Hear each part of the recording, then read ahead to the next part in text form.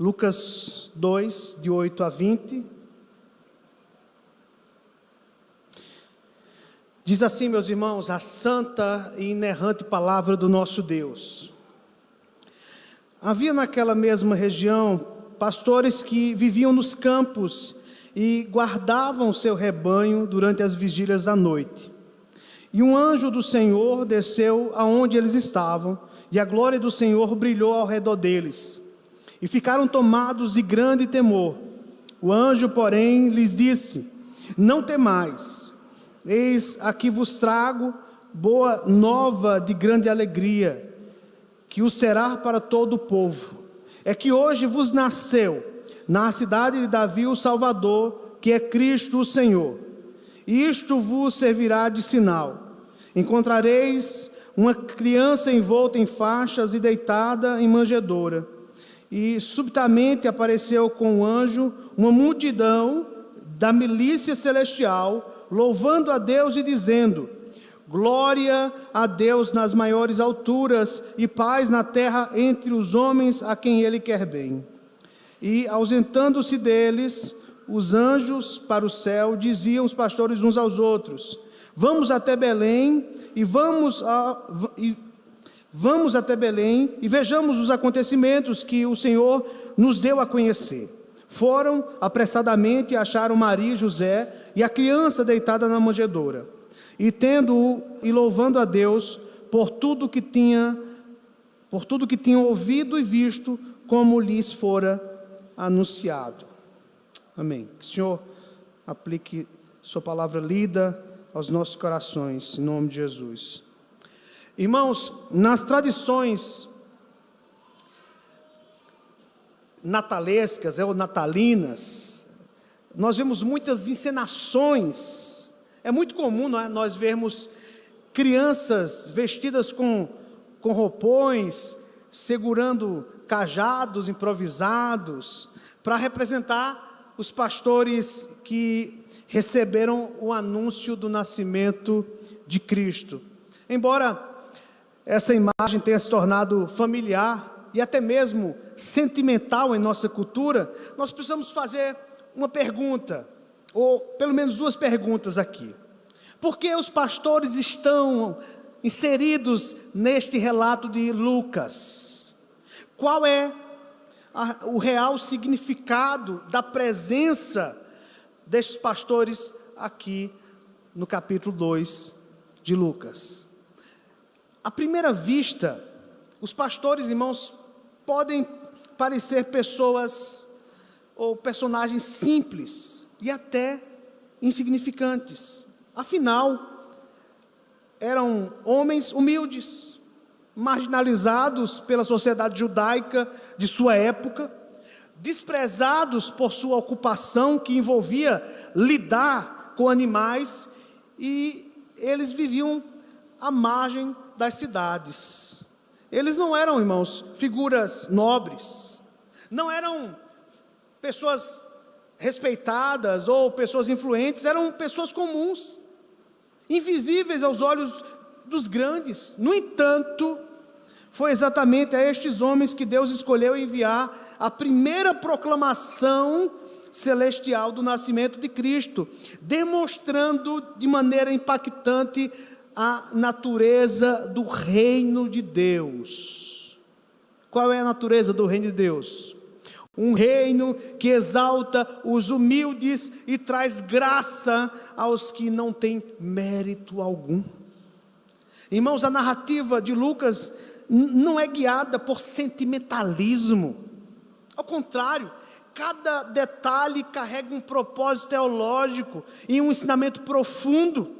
O evangelista, ele escolheu cuidadosamente destacar o encontro dos pastores com a mensagem celestial, para nos transmitir algo essencial sobre como nós devemos responder ao advento do Salvador. Como é que nós devemos responder à vinda de Cristo? Como é que nós devemos responder ao Natal? Como é que nós devemos responder à encarnação? Os pastores, irmãos, não foram apenas destinatários da mensagem angelical, eles foram transformados por essa mensagem. Superando seus temores, eles ouviram com atenção, obedeceram com prontidão e se tornaram proclamadores da maior notícia já revelada à humanidade. Versículo 11 diz: hoje vos nasceu na cidade de Davi o Salvador, que é Cristo, o Senhor. Assim nós podemos dizer que a experiência desses pastores nos ensina, meus irmãos, a maneira correta de reagir diante das promessas e do impacto do Natal. Não do Natal comercial, criado pela cultura, mas do verdadeiro Natal, que é o ensino sobre a encarnação de Cristo. Então, nesse sermão, nós vamos analisar essa passagem, irmãos, de trás para frente, para assim identificarmos pelo menos 4 atitudes fundamentais que nós devemos praticar em resposta ao nascimento de Cristo. E para identificar essas atitudes, nós precisamos focar na fé dos pastores, que é justamente o nosso tema nessa noite. Então, em primeiro lugar, observem aí que a fé dos pastores começa com o ouvir sobre o nascimento de Jesus. Versículos de 15 a 17, nós temos aqui a primeira atitude. A primeira atitude é ouvir. Os pastores, eles ouviram falar de Jesus por meio dos anjos e partiram para vê-lo com os próprios olhos. Em seguida, o que eles fizeram? Eles contaram a todos o que eles ouviram do anjo. Eles transmitiram a outros o que os anjos haviam dito e acrescentaram o próprio testemunho ocular à mensagem. Eles podem ser considerados como os primeiros pregadores da boa nova do Evangelho. E qual foi o resultado dessa proclamação da boa nova? O resultado foi que as pessoas que ouviram os pastores ficaram admiradas. Mas, irmãos, não está escrito que elas foram levadas a crer. O termo aí é apenas de admiração. A mensagem causou um efeito mais poderoso sobre os pastores, os quais voltaram glorificando e louvando a Deus por tudo que eles tinham visto e ouvido. Veja, aqui nós aprendemos a importância de ouvir bem. Nesses versículos, Lucas, irmãos, nos fala dessa importância. Por quê? Porque o próprio apóstolo Paulo, ele escreveu lá em Romanos 10, versículo 17, que a fé vem pelo ouvir, e o ouvir a palavra de Cristo. O ouvir é por demais importante, e se você não ouvir bem, você pode se dar mal. Deixa eu dar um exemplo aqui para vocês. Imagine, um problema comum que acontece no casamento, é quando o cônjuge não ouve, ou não dá ouvidos ao outro cônjuge. Muitas vezes, quando algo é perguntado para o outro, a resposta é: já falei sobre isso para você. Você não estava ouvindo? A resposta certa deveria ser assim: sim, mas não. Eu até lembro de você ter falado, mas eu não prestei atenção de verdade. Eu não deixei a informação entrar na minha cabeça. Nem pensei no que isso realmente significava. Isso acontece demais dentro dos relacionamentos, irmãos, quando nós não damos a devida atenção ao que nós ouvimos. E é claro que isso pode gerar grandes conflitos dentro do casamento. Veja, o texto de Lucas nos oferece aqui orientação sobre como ouvir bem. O texto mostra-nos algo com que precisamos tomar cuidado e algo para fazermos. Devemos tomar cuidado, veja, com a possibilidade de nos distrairmos em demasia com a qualidade dos mensageiros. Observem que os pastores parecem ter sido mais profundamente afetados do que as outras pessoas, talvez porque eles ouviram a mensagem dos anjos, enquanto as outras pessoas ouviram de pastores comuns. Como já mencionei aqui na introdução, os pastores, eles não ocupavam posição social elevada nas sociedades antigas, não eram pessoas educadas, não tinham poder social. Aqueles pastores ouviram palavras proferidas por anjos, que eram, podemos imaginar, oradores fascinantes, impressionantes, para dizer o mínimo. As outras pessoas, no entanto, ouviram o evangelho de seres humanos nada eloquentes, nem um pouco impressionante no seu falar, homens que não tinham uma retórica,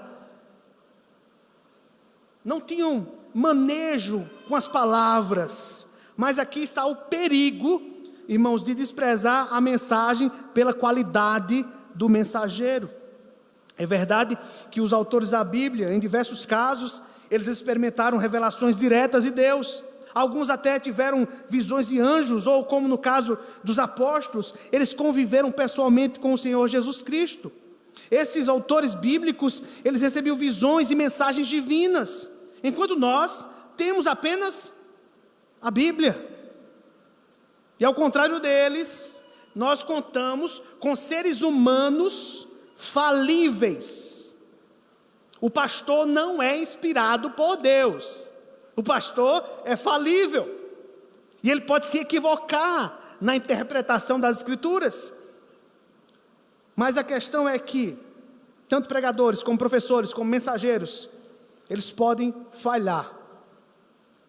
E falham. Mas a lição, irmãos, é que o meio não é a mensagem.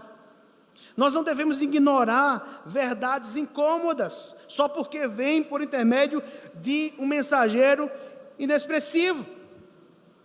Nós temos relatos, irmãos, de grandes avivamentos que aconteceram quando pastores de renome, mas que não tinham uma oratória, uma retórica como muitos pregadores têm hoje, apenas lendo o seu esboço, sermão, mal olhavam para as pessoas, e Deus usou poderosamente aquela mensagem que era anunciada por ele. Apesar daquele pastor não ter uma boa retórica, uma boa oratória, Deus usou aquela mensagem para impactar o coração das pessoas.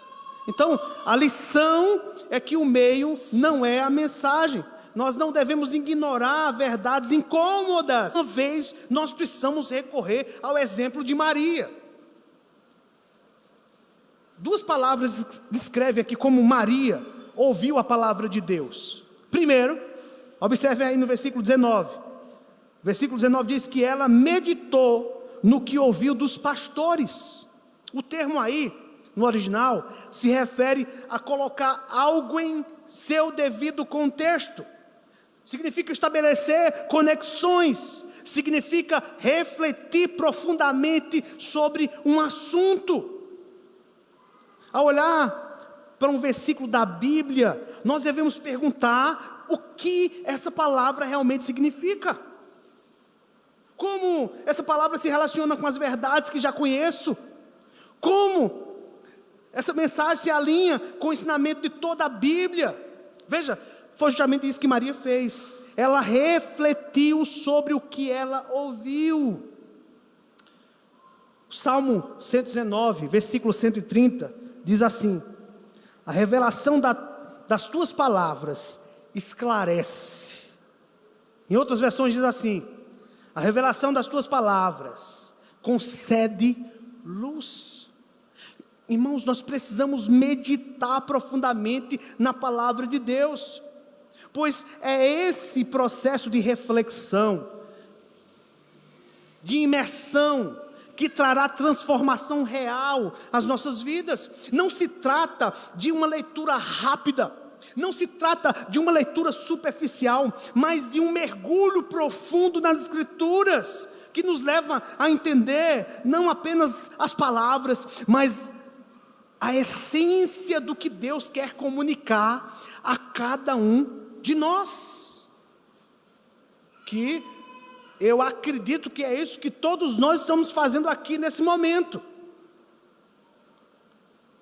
Imaginamos, irmãos, a meditação como um agricultor que antes de plantar, ele prepara a terra com muita paciência, ele retira as pedras, ele corrige o solo. Da mesma forma, ao meditarmos a palavra de Deus, estamos preparando nosso coração, nossa mente, para receber as verdades divinas, de maneira que elas possam enraizar-se profundamente e produzir frutos. Cada versículo, como uma semente, irmãos, pode crescer em nosso coração e gerar frutos de caráter, de sabedoria e de fé. Assim, irmãos, a meditação não é apenas uma atividade, veja, intelectual, mas é uma prática espiritual que permite a palavra de Deus penetrar em nossos corações e mentes, levando-nos a uma mudança profunda em nossas atitudes, em nossos pensamentos e em nossos comportamentos. E ao fazer isso, experimentamos, irmãos, a verdadeira renovação, o verdadeiro crescimento espiritual, que são fruto de uma relação viva e constante com as Escrituras. Irmãos, nós precisamos nos perguntar, deveríamos na verdade fazer essa pergunta todos os dias, mas nós estamos nos aproximando do final do ano, e nós temos que nos perguntar se realmente isso está acontecendo conosco, se nós estamos tendo uma relação viva e constante com as Escrituras. Como tem sido a sua prática devocional? Como tem sido o seu contato com a palavra de Deus? Irmãos, nós precisamos de uma relação viva e constante com as Escrituras Sagradas, para que possamos experimentar os frutos que advêm dessa experiência maravilhosa, que é a mudança do caráter, que é a sabedoria e que é o crescimento na fé. Porque a nossa fé é orgânica, ela precisa ser regada, e a maneira da fé crescer é ouvindo bem as Escrituras Sagradas, é meditando, é se aprofundando no que ela diz. Segundo, Lucas 19 afirma que Maria não apenas meditou, como também guardou o que ouviu. Essa seria a nossa segunda atitude, guardar. Essa expressão, meus irmãos, tem mais relação com as emoções e com o coração. Significa manter algo vivo, significa saborear. Maria não tenta compreender a palavra de Deus apenas no sentido cognitivo, ela absorve a palavra. Maria aprecia a palavra anunciada pelos pastores. Maria, ela experimenta aquela palavra ministrada pelos pastores. O salmista, ele diz: guardei a tua palavra no meu coração para não pecar contra ti. Salmo 119, versículo 11. Guardar a mensagem no coração, irmãos, significa não só interpretá-la, mas permitir que ela me afete profundamente. Em certo sentido, isso quer dizer pregar para mim mesmo, lembrar a mim mesmo sobre a preciosidade, sobre o valor, sobre a maravilha, sobre o poder da verdade que eu estou entesourando no meu coração. É perguntar a mim mesmo, em que minha vida seria diferente se eu crescesse mesmo nisso do fundo do meu coração? Em que meus pensamentos, sentimentos e ações mudariam? Como mudariam os meus relacionamentos se eu aplicasse esse texto à minha vida? Como mudariam minha vida de oração, meus sentimentos, minhas atitudes para com Deus e para com o próximo? Isso só pode acontecer quando nós refletimos, quando nós guardamos essa palavra no nosso coração. Meus irmãos, se não praticarmos essas duas coisas fundamentais, meditar na palavra de Deus e guardá-la, nós não estaremos ouvindo verdadeiramente a palavra. Nossos ouvidos, eles podem captar as palavras, mas nossa mente e coração, eles não serão alcançados. Então é importante entender, meus irmãos, essas duas coisas aqui que o texto nos mostra.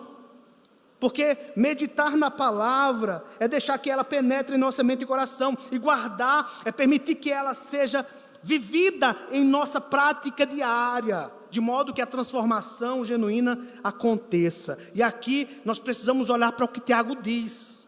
Tiago 1, 22 a 25, ele diz assim, veja o que ele escreveu: tornai-vos, pois, praticantes da palavra, e não somente ouvintes, enganando-vos a vós mesmos.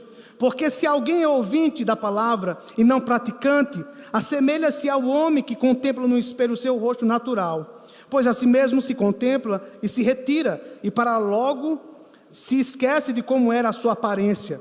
Mas aquele que considera atentamente na lei perfeita, lei da liberdade, e nela persevera, não sendo ouvinte negligente, mas operoso praticante, esse será bem-aventurado no que realizar.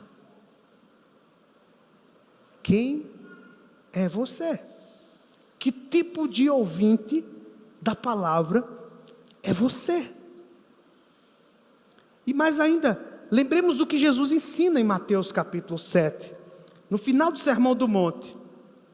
Depois de ter ensinado muitas coisas relacionadas às características de um verdadeiro discípulo, tem ensinado sobre a lei do Senhor, a importância da lei na vida do cristão. O Senhor Jesus, ele finaliza dizendo que nós não podemos ser como aquele homem imprudente que construiu sua casa sobre a areia. Porque quando vierem as tempestades, os ventos, tempestades da vida, os ventos fortes que nos assolam muitas vezes, se construirmos nossa vida em falsos ensinos, ou em não praticarmos o que ouvimos, a nossa vida vai desmoronar, a nossa vida espiritual vai desmoronar. Mas se nós formos ouvintes atentos, ou como diz aqui o próprio Tiago, se formos pessoas que dão devido valor à palavra, seremos como aquele homem que construiu sua casa sobre a rocha. Pode vir as chuvas, as tempestades, os ventos fortes, mas essa casa não vai desmoronar. Ou seja, a vida espiritual dessa pessoa não desmoronará, estará de pé, porque é uma pessoa que ouve a palavra e pratica. Segundo, a fé dos pastores estava baseada, meus irmãos, em uma mensagem que proclamava paz. Versículo 14. Veja, na parte central da passagem de Lucas 2, nós ouvimos um dos mais famosos textos cristãos de todos os tempos. A versão Almeida, corrigida e fiel, traz o seguinte: paz na terra, boa vontade para com os homens. Porém, quando nós lemos esse versículo nas traduções modernas, nós temos o seguinte texto: paz na terra, entre os homens a quem ele quer bem. A maioria dos teólogos entende que essa última é uma tradução mais precisa do original. Aí você pergunta, qual é a diferença, pastor, dessas duas versões? Veja, a tradução antiga parecia sugerir que o Natal trazia paz para todo mundo por meio de Cristo. A tradução mais moderna, a ARA, indica que apenas aqueles que são favoritos de Deus receberão paz através de Cristo. Vou ler novamente o versículo: paz na terra entre os homens a quem Deus quer bem. Para entender corretamente essa proclamação, nós devemos considerar, irmãos, o significado de paz na Bíblia. Porque, veja, não se trata de uma tranquilidade genérica ou prosperidade sem dificuldades. A verdadeira paz na Bíblia é o fim da inimizade e do conflito. Irmãos, a paz mais fundamental mencionada na Bíblia é a paz com Deus. O ser humano, em seu coração natural, ele deseja ser rei. E esse ser humano que deseja ser rei, ele hostiliza as reivindicações de Deus sobre ele. Nós não podemos entender nossa tendência ao pecado e ao conflito com os outros, até entendermos nossa hostilidade em relação à soberania de Deus. Se estamos em conflitos com o nosso próximo, é porque nós estamos em conflito com a soberania de Deus. Nós queremos o trono. A humanidade, irmãos, em seu estado natural, está em conflito com Deus. Isso se reflete em sua relação com o próximo. Nossa luta contra Deus leva à luta contra os outros. Por que nós vemos esse contexto de guerra? Estamos aí com muitos rumores de uma terceira grande guerra mundial. Por quê? Porque o mundo luta contra Deus, está em conflito. Por isso que há essa guerra uns contra os outros. Irmãos, o egoísmo e o desejo de controlar a vida geram conflitos. Por isso, a ausência de paz com Deus resulta em uma ausência de paz com os outros. Agora observe, a proclamação central do Natal é que por meio de Cristo, Deus e os pecadores, eles são reconciliados. Ao se tornar homem, Jesus fez possível a reconciliação, quebrando a barreira do pecado e estabelecendo a paz entre Deus e a humanidade. Paulo, ele escreveu em Romanos 5, de 6 a 11 o seguinte, escutem, meus irmãos. Ele disse assim: porque Cristo, quando nós ainda éramos fracos, morreu a seu tempo pelos ímpios.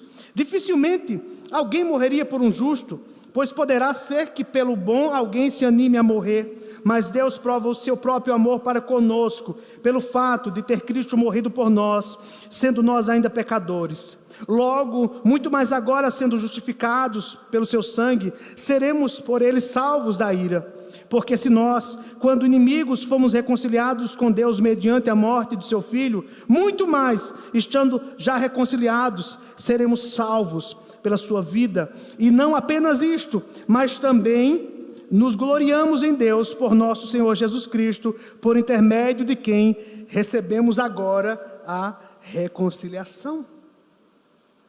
O primeiro passo em direção à paz com Deus é reconhecer o conflito.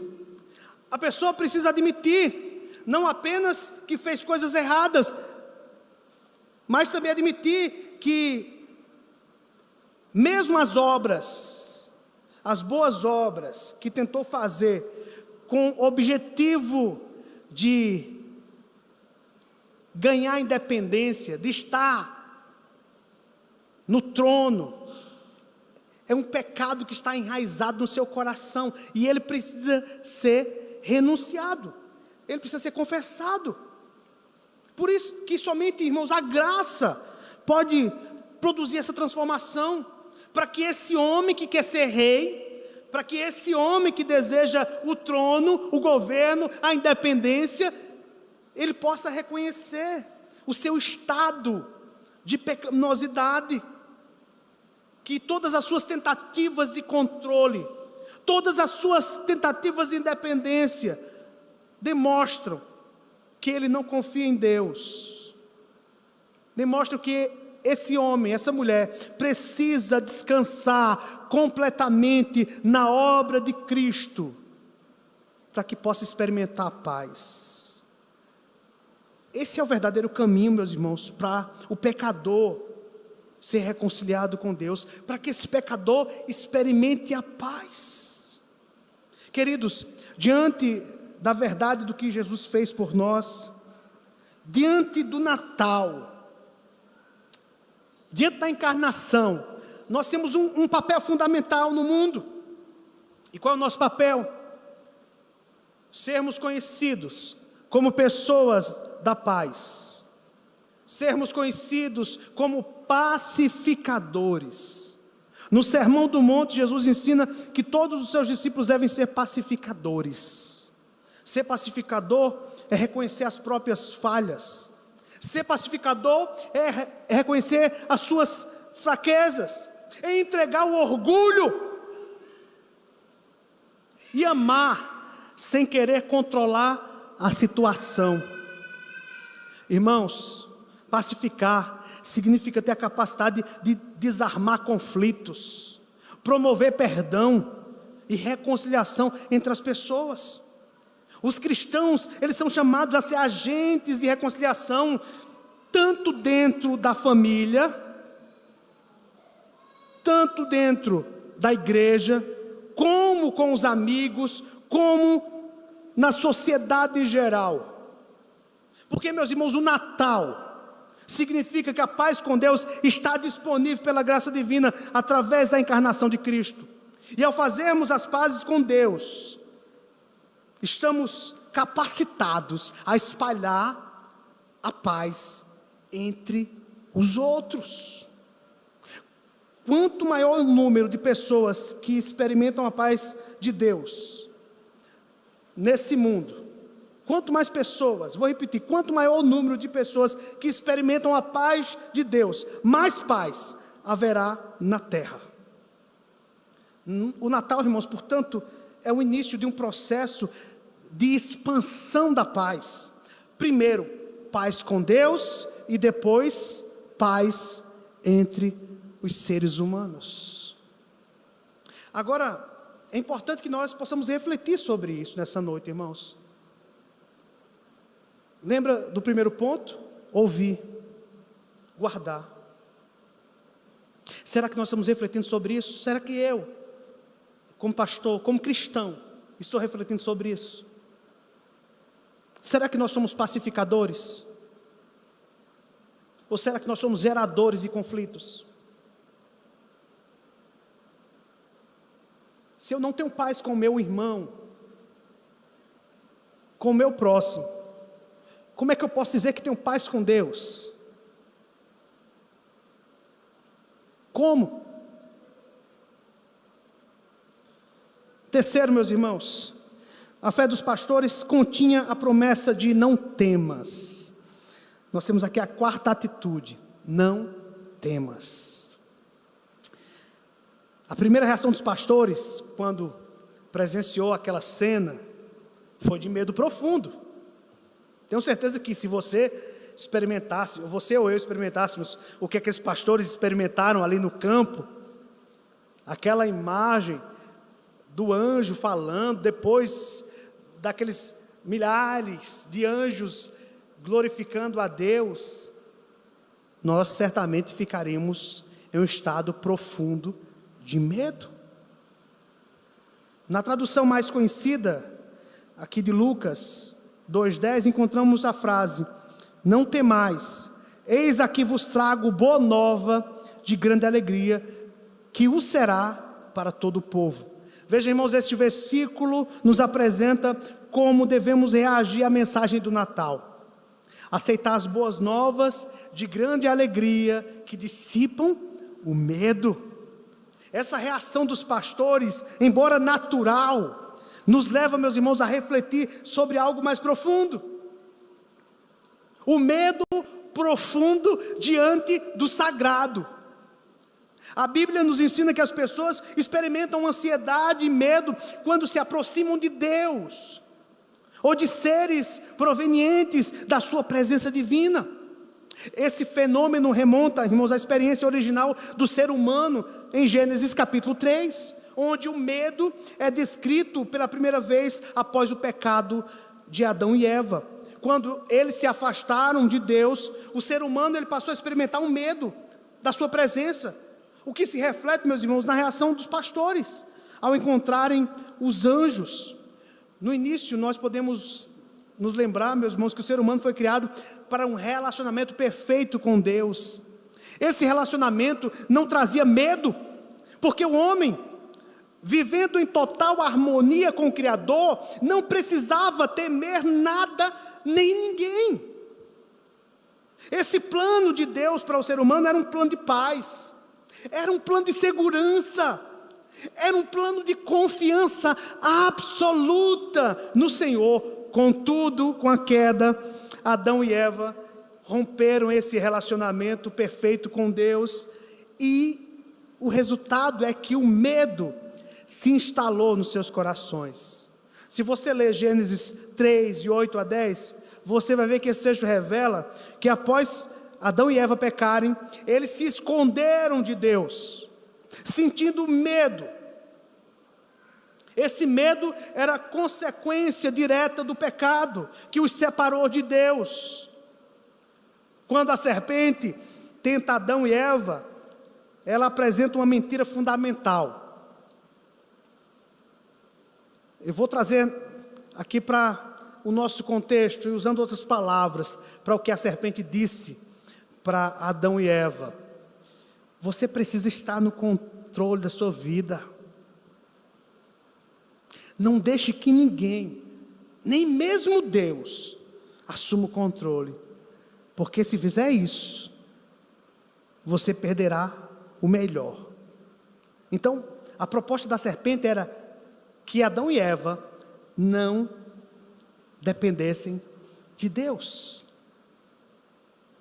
Ou seja, a proposta da serpente era independência de Deus. E o que foi que essa mentira gerou no coração daquele casal? Irmãos, essa mentira gerou um medo de perder o controle. Porque Satanás disse para Eva: no dia que vocês comerem do fruto da árvore do conhecimento do mal, vocês serão como Deus. Ou seja, vocês serão independentes. Eles experimentaram a mentira. O ser humano começa a acreditar que para ser feliz precisa controlar todos os aspectos da sua vida. Irmãos, esta distorção leva o ser humano a viver em constante medo de perder o controle sobre sua vida, sobre suas circunstâncias, sobre seus relacionamentos, sobre o futuro. Veja se não é isso que tem acontecido com o ser humano. Quantos jovens, quantos pais de famílias, quantas mães não experimentam isso diariamente? Veja o índice de ansiedade, de depressão que tem abarcado a nossa sociedade, porque nós temos medo de perder o controle sobre a nossa vida, sobre as circunstâncias, sobre os nossos relacionamentos, sobre o nosso futuro. Como resultado, a pessoa se sente vulnerável, e por mais que tente, não consegue controlar tudo ao seu redor, o que alimenta ainda mais o medo. Veja, meus irmãos, o medo comum e o medo sagrado são duas coisas que nós precisamos entender. Quando os pastores veem os anjos, eles ficam com muito medo. Este não é, irmãos, um medo comum de algo extraordinário, mas o medo de estar na presença do sagrado. O ser humano, desde a queda, como nós falamos, teme a presença de Deus, porque sabe que está alienado de Deus. Esse medo está relacionado à ideia de se sentir ameaçado pela santidade de Deus.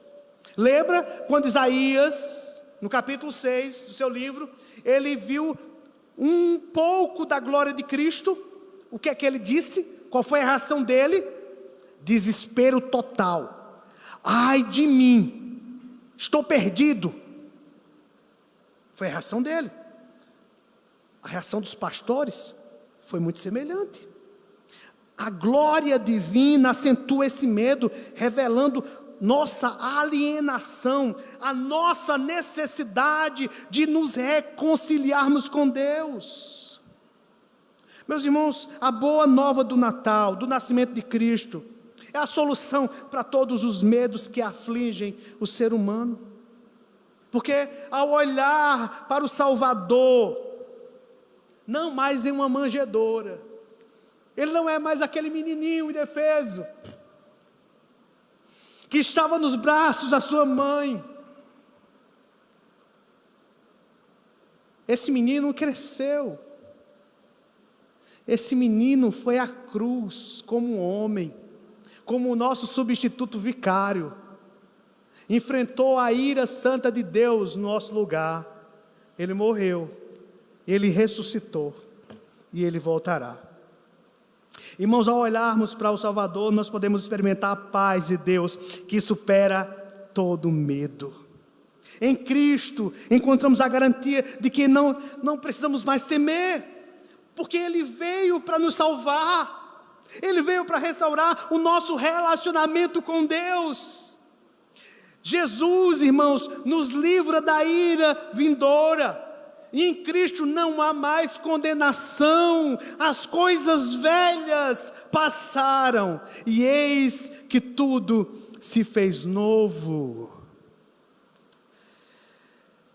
Irmãos, é natural que todos nós enfrentemos momentos de medo. Esse aqui é outro aspecto do medo. Muitas vezes experimentamos insegurança.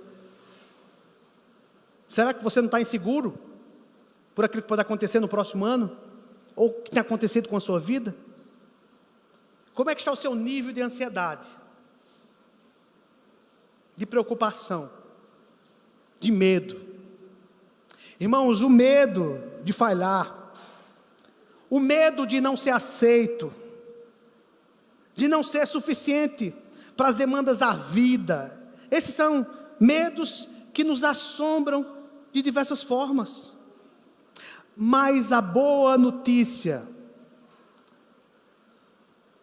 é que a verdadeira liberdade vem através da mensagem do Evangelho, que nos chama a fixar os nossos olhos em Jesus Cristo, o Salvador que nasceu para nos libertar do medo. Quando entendemos verdadeiramente o que Ele fez por nós, a luz do Evangelho, irmãos, penetra as sombras do medo do nosso coração, e esse medo começa a ser dissipado. Lembra do primeiro ponto?